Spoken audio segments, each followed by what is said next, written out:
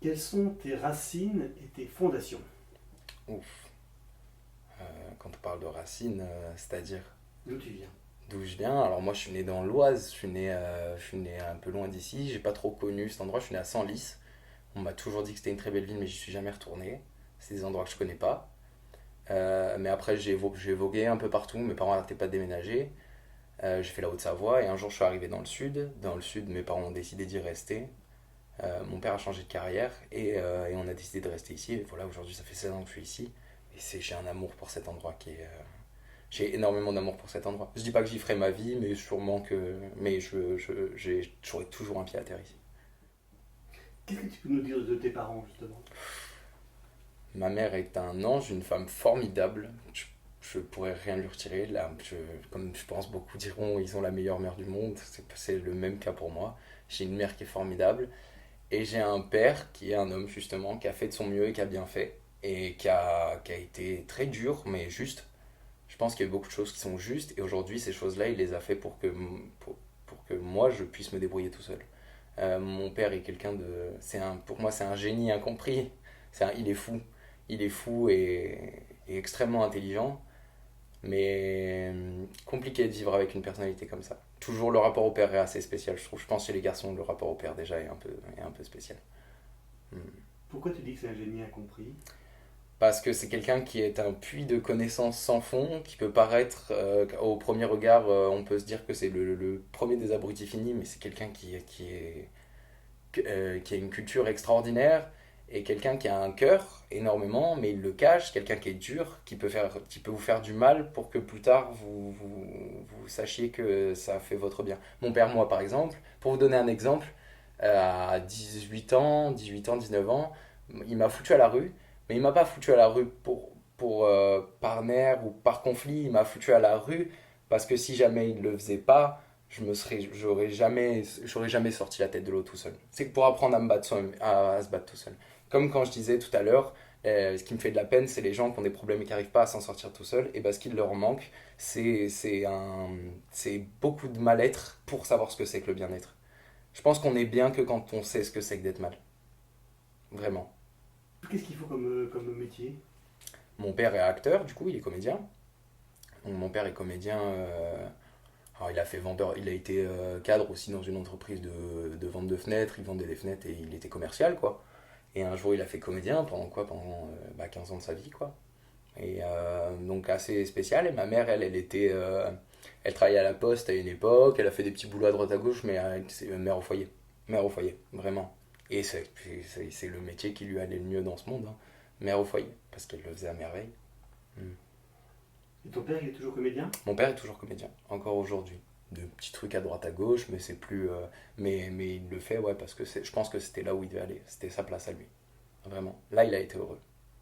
Parce que être comédien dans le sud, c'est pas comme être comédien à Paris, par exemple. Exactement. Il y a une grande différence.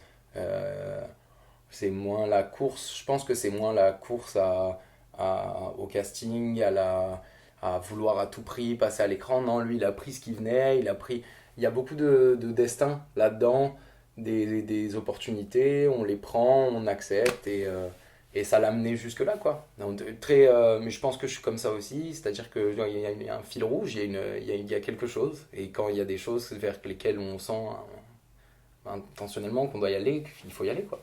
Il faut les faire. Il faut les faire bien. Qu'est-ce que tu as appris de tes parents, justement? J'ai appris beaucoup de choses. J'ai appris l'amour. J'ai appris l'amour parce que mes parents ils sont restés ensemble pendant 30 ans. J'ai appris ce que c'était que d'aimer vraiment. Ils étaient beaux. J'ai appris beaucoup de choses. J'ai appris de mon père la, la, la force de ne pas s'apitoyer sur le moindre problème. Il m'a donné beaucoup de force. Et ma mère, elle m'a donné beaucoup d'amour. Et ça, c'est que ça permet beaucoup de choses. Parce qu'on sait que derrière, il y a une lumière qui est extraordinaire. Mais il faut quand même être fort. Il faut quand même être fort.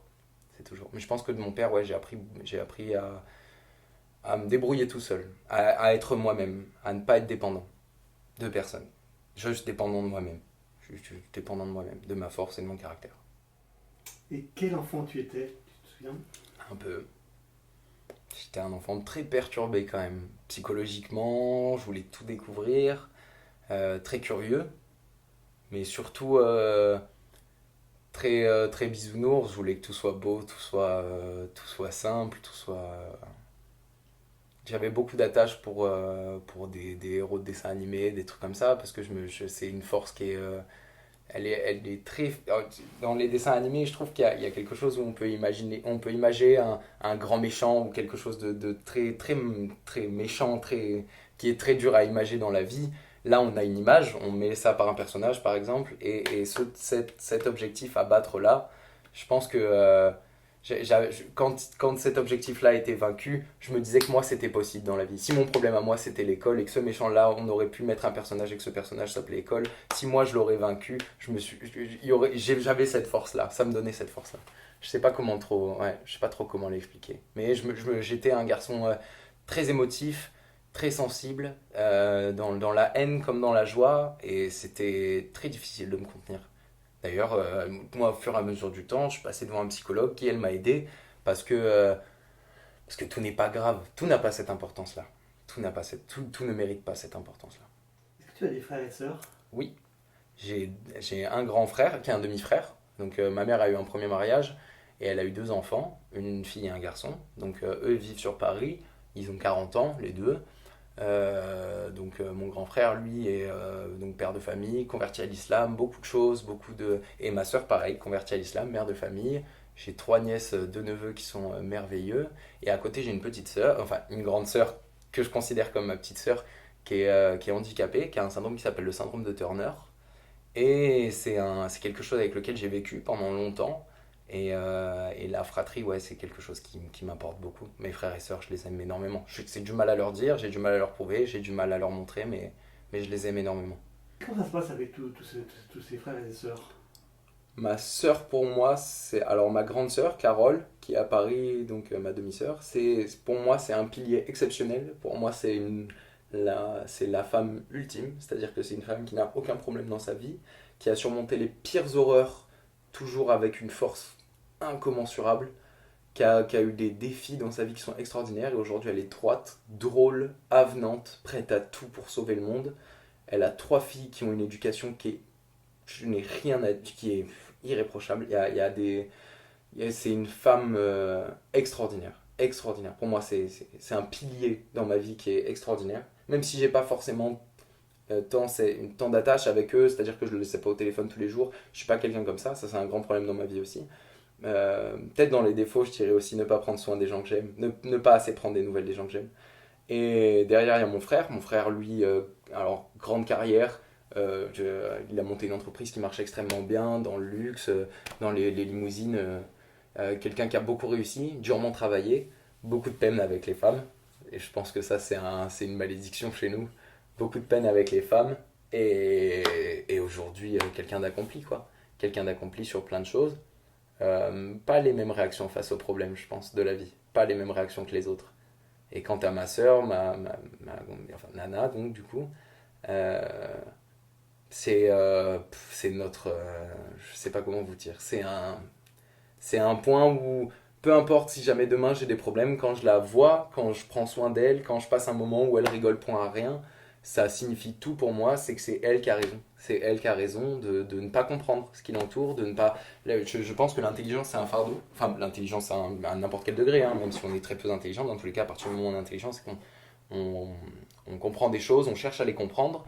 Et je pense que ne pas essayer de comprendre ces choses-là, rester dans un regard simple et très clair, c'est ce qui fait une force qui est énorme. Et je pense que Nana a cette force-là, c'est qu'elle ne se rend pas compte du monde qui l'entoure. Et donc elle est toujours souriante, toujours pleine de vie et toujours dans le bonheur, quoi. Donc c'est sans se battre, sans jamais se battre. Elle n'a même pas besoin de se battre. Elle épouse tout ce qu'il y a autour parce qu'elle ne se rend pas compte. Elle vit avec le monde qui l'entoure, sans jamais s'en rendre compte. Est-ce que ça te dérange si tu parles du handicap de ta sœur? Non, non, non, pas du tout. Je suis très ouvert à tout. Parler du handicap de ma sœur, c'est assez compliqué parce que j'ai pas suivi exactement tout là-dessus. Je pourrais pas vous dire dans les moindres détails ce que ça représente, ce que ça fait. Ce que je sais, c'est qu'elle a eu des problèmes de croissance, on a dû déclencher ses règles. En fait, pour moi, je le vois comme ça, c'est-à-dire que ma sœur, elle a aujourd'hui 30 ans, 28 ou 30, je sais plus trop, mais c'est comme si elle en avait 12 pour moi. Moi, j'ai des souvenirs. il y a eu beaucoup de problèmes pour que ça grandisse, pour apprendre beaucoup. Elle était dans des écoles spécialisées, elle allait beaucoup à l'hôpital. Moi, je me rappelle très peu de ça, mais j'ai des souvenirs dans la tête. Mon père lui disait, il lui montrait ce que c'était qu'un téléphone. Il lui disait, Nana, ça c'est un téléphone. Il comptait il faisait 1, 2, 3, et il disait 1, 2, 3, 4, 5, et il disait, Nana, c'est quoi ça? Elle lui disait un téléphone, on était tous très contents. Il attendait un peu, il attendait, je sais pas moi, 10, 20 secondes. Il lui demandait ce que c'était, et Nana disait, elle était incapable de répondre. Elle disait, je n'ai aucune idée, je ne sais pas, je ne m'en rappelle plus. Je ne m'en rappelle plus. Pourtant, c'est simple. C'est des choses où, des fois, c'est énervant parce qu'on a envie qu'elle apprenne tout de suite et que on se dit qu'elle est pas différente parce que nous, on sait tous les jours en la voyant qu'elle est capable de tout ce dont on est capable nous aussi. Mais il y a quelque chose. Moi, j'ai été très mauvais avec elle et je m'en suis pardonné plus tard parce que je comprenais pas. Je pense que les plus grandes peurs des hommes, c'est ce qu'ils comprennent pas. Je pense que vraiment, le fait de ne pas comprendre les choses, ça engrange la peur chez les gens. C'est le principe du fascisme pour moi, c'est ça. C'est de ne pas comprendre. Vous ne comprenez pas, donc vous avez peur. Donc vous êtes terrorisé de tout ça. Euh, mais euh, mais j'ai compris avec le temps et je donnerai tout pour elle aujourd'hui. Aujourd'hui, mais pour me pardonner, j'aimerais me faire pardonner, mais c'est la vie qui me pardonnera un jour. Elle mérite tout, quoi. Hmm. Est-ce qu'il y a un nom donné à ce handicap? Ouais, le syndrome de Turner. Je crois que ça n'arrive qu'aux femmes, sans dire de bêtises. C'est un cas assez rare. Et je crois que c'est une maladie dégénérative en fait. Je sais pas, j'ai pas les termes exacts. Mais c'est quelque chose qui l'empêche à elle de grandir comme elle grandirait normalement, quoi. Que ce soit physiquement ou psychologiquement. Quand tu étais enfant, quels étaient tes rêves? Ouf. Quand j'étais enfant, qu'est-ce que j'avais comme rêve?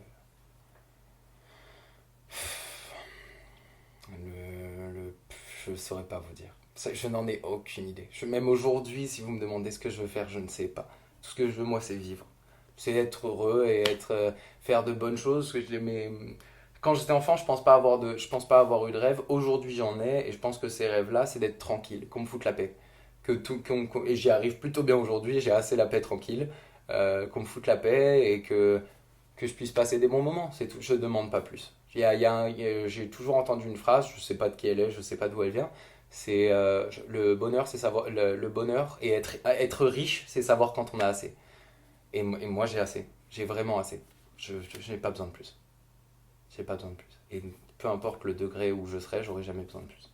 Pendant ta scolarité, quel élève tu étais? Waouh. Perdu. Perdu, je savais pas trop où mettre les pieds, compliqué. Je voulais beaucoup rigoler avec mes copains, plus que d'étudier. Un peu. Très bête. Très bête. Un enfant très très bête. Bête. Vraiment. Si je peux donner quel genre d'enfant j'étais à l'école, un enfant bête. Très bête. J'allais pas travailler parce que je me disais que ça servait à rien de travailler. Euh, je, je passais des bons moments avec les copains. J'ai peut-être fait du mal à des gens sans forcément le vouloir. J'étais un enfant très très bête. Je sais pas comment dire. Vouloir attirer l'attention beaucoup peut-être. Vouloir attirer l'attention. Euh, mon rapport à l'école, très mauvais rapport à l'école parce que j'y allais pas pour l'école. J'y allais pas pour l'école. J'ai jamais été à l'école en fait. Pour moi dans ma tête, et c'est ce que je dis souvent, c'est une blague que je fais longtemps, mais c'est la vérité. J'ai pas été à l'école, j'ai été voir des copains. J'allais voir des copains, c'est pas vrai. J'allais pas à l'école. Enfin, et j'ai toujours réussi à sortir une extrémiste parce qu'il fallait la moyenne, parce qu'il fallait ci, parce qu'on la donne à un enfant qui a un tant soit peu de bonne volonté. J'arrivais à montrer de la bonne volonté quand il le fallait. J'ai toujours été comme ça et j'ai toujours réagi au moment où on m'a poussé au bord de la falaise. Tout au moment, avant de tomber, j'ai dit oh là là, non, peut-être on va faire un petit peu. On a fait un petit peu, on recule le 3 pas et je suis resté dans la moyenne, mais jamais de l'école, j'y ai pas été. C'est pas vrai, j'ai pas été pour l'école. J'ai très peu appris à l'école. Jusqu'où tu es allé à l'école? Alors j'ai pas eu mon brevet des collèges. Après, je suis parti en lycée hôtelier. Je fais un lycée hôtelier pendant 3 ans. Donc, j'ai eu un bac pro restauration où j'ai obtenu mon bac et un BEP. Toujours pareil, hein, dans le même état d'esprit. Je n'allais pas à l'école. C'était toujours pareil. Ce bac, on me l'a donné. Je ne le méritais pas. Je veux même vous dire, c'est des amis à moi qui me faisaient mes fiches. C'est des filles, des copines à moi qui me faisaient mes fiches pour le bac, pour tout me préparer et me dire t'inquiète, t'as juste ça à apprendre, t'es pas plus teubé qu'un autre, va le faire et au moins tu l'auras, quoi. C'est grâce à elle que je l'ai, hein, c'est pas grâce à moi. Et après ça, j'ai fait un équivalent au bac, un deuxième pour faire de la réceptionniste. Et que j'ai eu aussi, où j'ai fait une petite année dans une formation.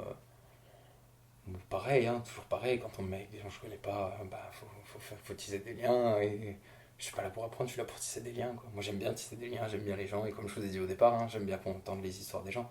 Les gens, ils ont tellement de choses à raconter. C'est fou.